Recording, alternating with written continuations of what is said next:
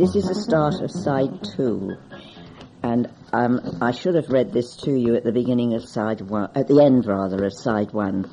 Sorry about all this, but if you are experiencing any problems receiving your Enfield Talking newspaper, please phone Diane de Jersey on 0208 805 6578. That's 0208 805 6578. She is your listener's representative and she will be pleased to help you. And now, over to Joan, who will read the first item of local news, and she will start with sports. And the sport I'm starting with is boxing.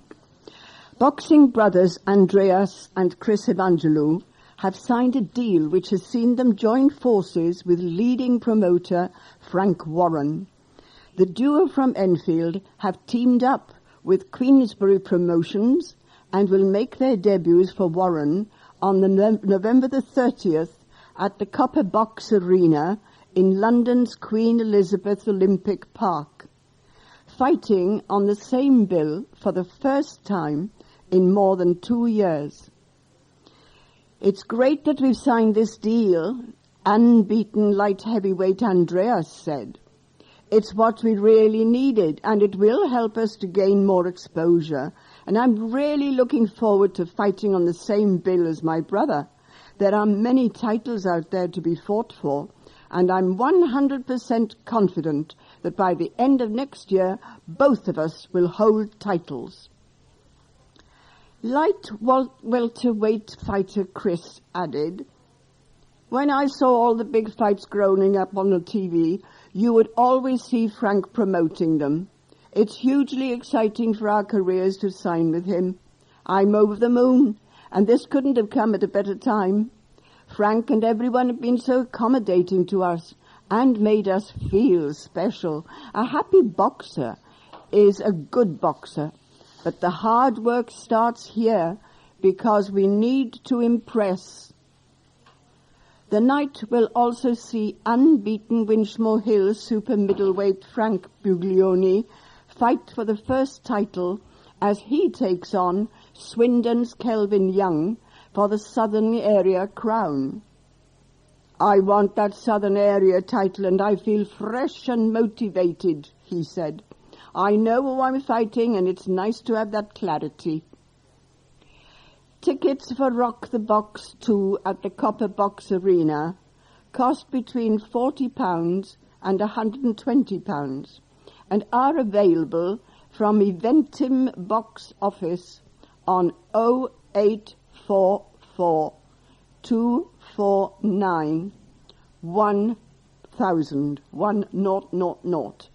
or at www.eventim.co.uk. See www.enfieldtoday.co.uk for a full report. Enfield 1893 emerged victorious from an extraordinary match of 8 goals and 4 sendings off on Saturday as they recorded a 5-3 victory at home to FC Romania. Playing in the Essex Senior League for the first time since their 100% record had come to an end with defeat against Hullbridge Sports, the E's got off to a flying start as John Bricknell completed a hat-trick inside the first 10 minutes. Jake Giddings added a 4th before the visitors, who had earlier missed a penalty, pulled a goal back. However, FC Romania were let down by a lack of discipline as they were reduced to 9 men in the first half, and Bricknell added his 4th to make the score 5-1 at the interval. But, instead of cruising to a crushing victory, the hosts also fell foul of the referee as they had 2 players who saw red, and Romania pulled 2 goals back in the second half as the E's were forced to hang on for the win. It was a bit of a crazy game, said manager Luke Giddings. We started the match very well and were in total control until our players were sent off. It's not very often that you get a game which finishes 9-aside, but we deserved the win against a team who will finish near the top of the league, and I was pleased with the way we responded to the Hullbridge defeat. We had a very poor attitude in the first half at Hullbridge. They worked harder than us and we paid the price. Our winning run was never going to last forever, and hopefully the players will have learnt from what happened. We've just got to make sure that we keep it going. Enfield 1893, who were due to visit Bowers and Pitsea last night, are without a match this weekend. Luck was against Enfield Town on Saturday as they suffered an undeserved defeat 2-1 at home to Billericay Town in the Ryman Premier Division. In stark contrast to their disappointing performances of recent weeks, Town gave a good account of themselves and deservedly took the lead through skipper Mark Kirby on 19 minutes. However, the match turned dramatically on the controversial awarding of a penalty to the visitors midway through the second half, in an incident which also resulted in Joe Stevens being dismissed. The spot kick was converted by Glenn Poole. Town battled well with 10 men and had a penalty appeal of their own turned down, but they were undone on 87 minutes when Junior Luke's header sealed all 3 points for the visitors. Everything seemed to conspire against us, manager Steve Newing said. We were already pretty much down to the bare bones, and to lose another 3 players to injury by the 48th minute certainly wasn't ideal. It was pretty much a tale of 2 penalties. I thought at the time that Joe's tackle was a fair one, and that Adam Wallace was fouled at the other end, and having seen both incidents on video, there is no doubt that was the case. To lose Joe to a straight red card just compounded things, to be honest. We worked our socks off, and were let down by 2 poor decisions from the officials. I have a sports short, Rugby Union. Enfield Ignatians were undone by the superior firepower of unbeaten London Division 2 North East leaders Ipswich, as they suffered a 48-27 defeat at Donkey Lane on Saturday. The hosts played their part in an entertaining encounter with Luke Ellis too. Wes Warren and Sam Emery scoring tries to ensure that they did at least secure a bonus point. Jordan Wilson added 2 conversions and a penalty. Skills coach Steve Atkinson said, "We dominated field position for most of the game, but were unable to convert possession into points, and that was the difference between the sides." The sweet song of now extinct birds will be heard once again, thanks to Ensemble Matisse, pictured below. Well, you can't see the picture, but there's a gap here. We'll see what we do to fill it up. The London-based group has spent the last year collaborating with composer David Holyoake on a piece of music to send a powerful message about the plight of some of our most endangered species. The resulting 15-minute composition was inspired by and includes recordings of birds such as the Bachman's warbler, which died out in South Carolina in 1959, and Papua New Guinea's blue bird of paradise, which is rapidly decreasing in number. They are juxtaposed with human song in the form of acclaimed baritone Nyabulo Madlala, who will sing in both Zulu and English, highlighting the fact that it is us who have caused so much destruction of wildlife. The voices are woven into the piece Extinct Birds, which was created with support from the Arts Council and will be premiered by the ensemble at Lauderdale House next week. Highgate resident and violinist Francesca Barrett says the ensemble was inspired to study birdsong after performing Quartet for the End of Time by French composer Olivier Messiaen and meeting composer David Holyoake, who also is a professional environmentalist and policy expert. She says, the aim to explore the importance of birdsong in classical music and awaken people's interest in conservation and the plight of endangered birds and what their complete loss would mean. The unique selling point of this project is that it features these recordings of birds. Some of them haven't been heard for years, and we will be duetting with them. It is very difficult to describe what the piece sounds like, but it is very atmospheric. She adds, "It's a new idea for everyone involved, and it's quite daunting now it is finished, but we are really excited to see what people think. We really hope it inspires people to find out more about what they can do to help." Her fellow ensemble members are all also graduates of the Royal Academy of Music, and are Rotzen Le Trionnier clarinet, Romain Darnaud for cello, and Gregory Drucht piano. They will be joined by Daniel Bradley on percussion for the premiere, which will also feature an address from guest speaker Dr. Sue Armstrong-Brown, Head of Conservation Policy at the Royal Society for the Protection of Birds.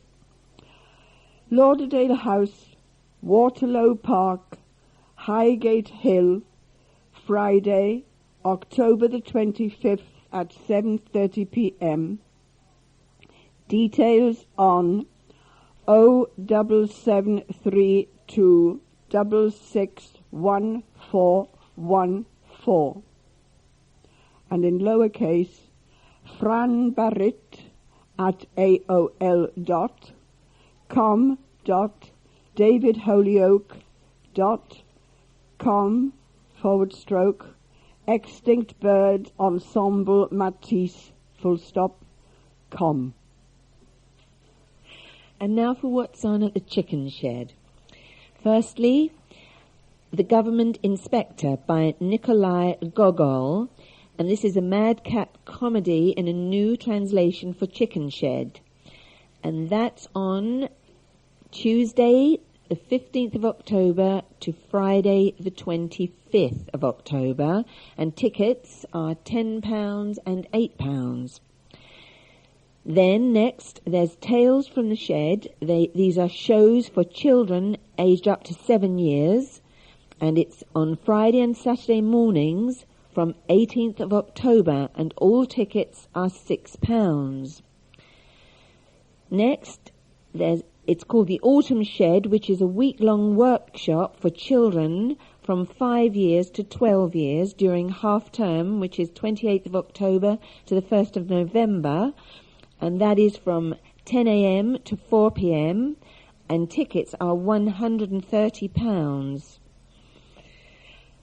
Next is live music in the theatre bar, Joe Collins and Friends, and that's on the 2nd of November, and tickets £11 and £9.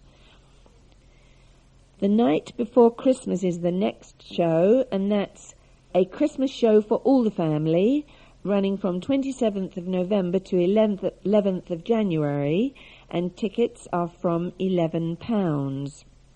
And lastly, a show, and it's called Christmas Tales, and this is for children up to 7 years, and it's magical festive fun, and it's showing from the 4th until the 23rd of December. And the box office for Chicken Shed is 020-8292-9222, and the website is www.chickenshed.org.uk, all in lowercase. And now an announcement from the North East London Council of Action. It's around Chase Farm Hospital, and it's about not letting authorities close Chase Farm Hospital. That's the maternity and paediatrics functions, which are set to close on the 15th of November, and the accident and emergency department, which is set to close on the 9th of December. The North East London Council of Action are holding a march through Enfield on Saturday the 26th of October. If you're interested in attending, assembly is at 1 p.m. on Enfield Green by the War Memorial, and the march will then start at 2 p.m. through Enfield Town Centre to Chase Farm Hospital. If you're interested or would like to attend further, contact the Secretary, Bill Rogers, 4 Blundell Close, E8 2RS, or you can telephone him on 07572 442 140, or email him at minderbill@hotmail.co.uk.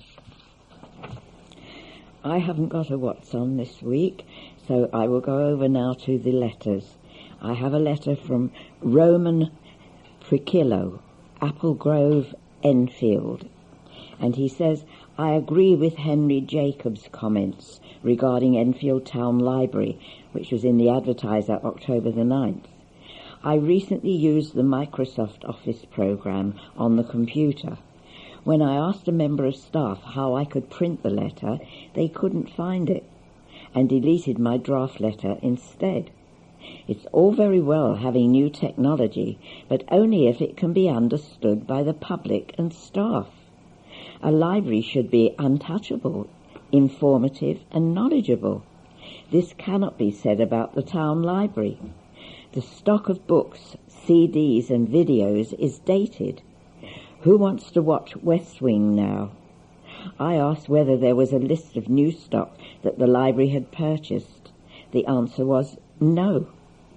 Why does the library not display all new stock at the entrance as a matter of policy?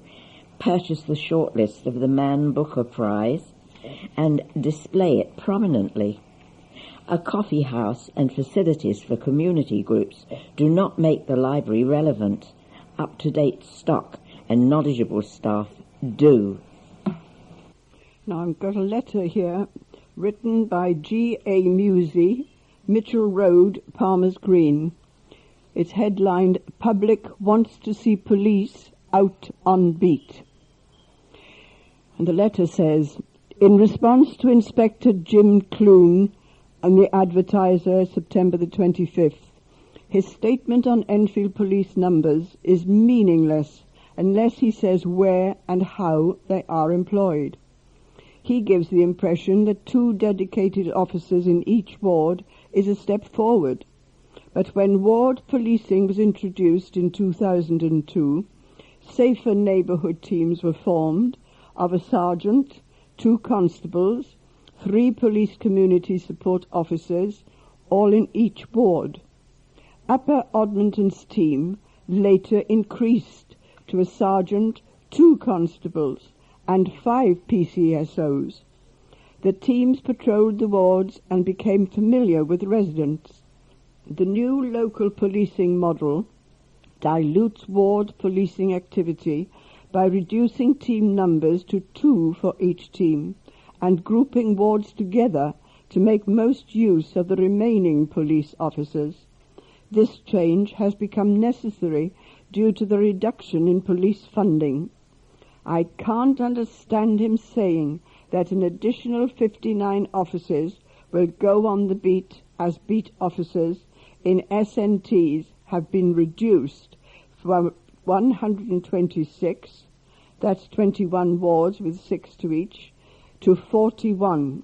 No reason is given for the reduction. In 2010, there were 590 serving officers in Enfield. In 2013, there will be 576.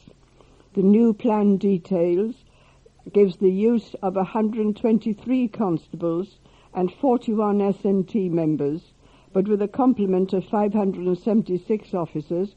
Could we be told how the remaining 412 officers will be employed? The police exist to prevent crime and to react to it. A key part of crime prevention is patrolling the streets. This is what the public wants. The local policing model concentrates on reacting to crime with fewer officers patrolling the streets. And now a letter from Ivy Beard of Littlebrook Gardens, Cheshunt. Chase Farm Hospital in Enfield has always had much to recommend it, with a wide catchment area of patients, including those across its borders, particularly from South Hertfordshire. Likewise, South Hertfordshire also has a recognised wide catchment area for school children from North London. What is not reasonable is that the Barnet, Enfield and Haringey NHS reconfiguration of hospital services has not included South Hertfordshire residents in their consultation on the removal of the major A&E and maternity services from Chase Farm Hospital. From the time that Barnet and Chase Farm hospitals were locked together under one management, despite promises Barnet has taken the lion's share of incoming finance. Chase Farm should be upgraded, not downgraded. And now a letter from David Hughes of Conway Road, London. So, someone has been hit by a bus just outside Enfield Town Railway Station and is now in hospital, according to the Enfield Independent on October the 8th. Not a surprise if you create a Silverstone of the southeast right next to the station. In Switzerland, stations are open and part of the town community. People even go to station restaurants for their evening meal. Here, we create an obstacle course where the prize is getting there despite a nasty one-way system, a plethora of traffic lights, and a nearby bus stop made joyful by zooming, swarming traffic fit for racing. By contrast, a Palmer's Green local group suggested converting their well-known triangle, not far from the railway station, into an area more akin to a town square, where traffic would drift slowly by, often yielding priority to people.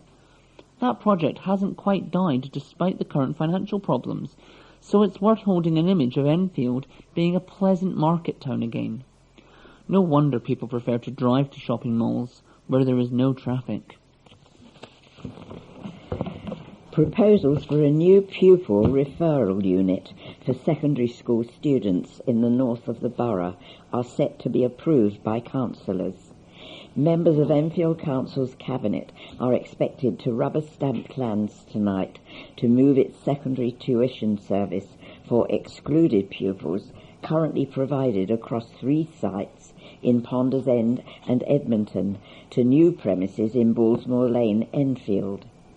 The £7.5 million building, which will be located next to Capel Manor Primary School, will provide tuition for 150 students aged between 11 and 16 in 8 GCSE level subjects, as well as preparing them for further education and employment. The service is currently provided at the HORSA building in Eldon Road, Edmonton, a converted church hall in Berry Street, Edmonton, and through temporary use of the Swan Annex in High Street, Ponders End. But the council says the existing premises are too small and without appropriate areas for recreation and physical education lessons. The authority has bought the new site for £1 million and says that the move could also bring educational opportunities for students at nearby Capel Manor College. Aoife Orhan, Cabinet Member for Children and Young People, said, "The quality of the building and the resources that it will offer will improve learning and help these pupils to move back into mainstream schools. It will show them that they are valued, and a new modern building will create a strong learning environment." Gary Leffley, head teacher of the existing PRU, said the new premises would have a positive impact on the behaviour of Enfield students. He said, "This will offer those mainstream pupils who have the most challenging and complex behaviour needs and who are finding it difficult to function successfully in a normal school environment, a top-quality alternative education with a proven track record of achievement. Pupils who have been excluded from school will be able to prepare for the effective and successful return to mainstream wherever possible." The council expects the sale of the existing premises to raise £876,000.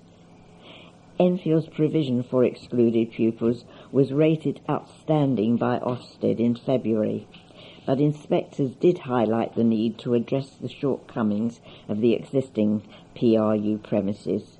While the new unit is subject to planning permission, the council said it was hoping to start building work next year and is aiming to open the facility in September 2015.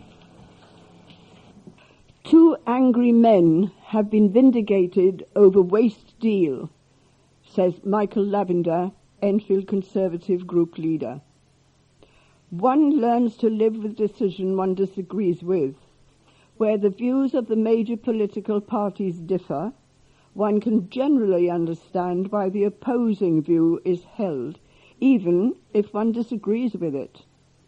What I find depressing is where there is no merit to a decision whatsoever.